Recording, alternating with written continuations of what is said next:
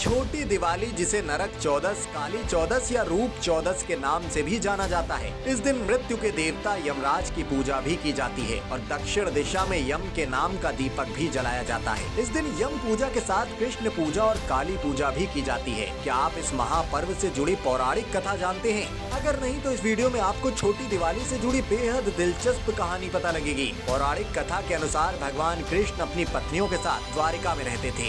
एक दिन देवराज इंद्र भगवान कृष्ण के पास आए और कहा कि हे कृष्ण दैत्यराज, भौमासुर के अत्याचार की वजह से देवतागण त्राही कर रहे हैं। भौमासुर को ही नरकासुर कहा जाता है। क्रूर भौमासुर ने वरुण का छत्र, अदिति के कुंडल और देवताओं से मणि छीन ली है और वो तीनों लोकों का राजा बन गया है। भौमासुर ने पृथ्वी के कई राजाओं और आमजन की कन्याओं का भी हरण कर लिया है और उनको बंदी गृह में डाल दिया है। कृपा करके इन तीनों लोकों को उस क्रूर राक्षस से बचाएं। देवराज इंद्र की बात सुनकर भगवान कृष्ण अपनी पत्नी सत्यभामा के साथ गरुड़ पर सवार होकर प्रागज्योतिषपुर पहुँचे, जहाँ क्रूर भौमासुर निवास करता था। भगवान कृष्ण ने पहले अपनी पत्नी की मदद से मुर नामक दैत्य के साथ उसके 6 पुत्रों का वध किया। मुर दैत्य का वध होने का समाचार सुनकर भौमासुर अपनी सेना के साथ युद्ध के लिए निकला। भौमासुर को श्राप था कि वो स्त्री के हाथों ही मारा जाएगा, इसलिए भगवान कृष्ण ने पत्नी सत्यभामा को सारथी बनाया और युद्ध के अंत में सत्यभामा की मदद से भौमासुर का अंत कर दिया। इसके बाद भौमासुर के पुत्र भगदत्त को अभय का वरदान देकर प्रागज्योतिष का राजा बना दिया।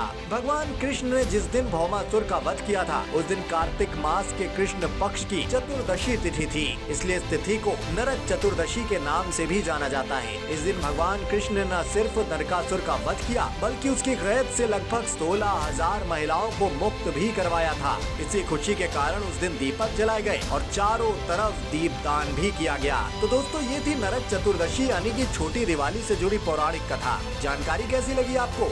अपनी कीमती राय कमेंट बॉक्स में जरूर बताएं। साथ ही देश दुनिया की ऐसी ही तमाम डिटेल्ड अपडेट्स के लिए TV9 यूट्यूब चैनल की ओरिजिनल प्लेलिस्ट बनी हुई है, वहां जाएं और वहां के वीडियोस लगातार देखते रहें।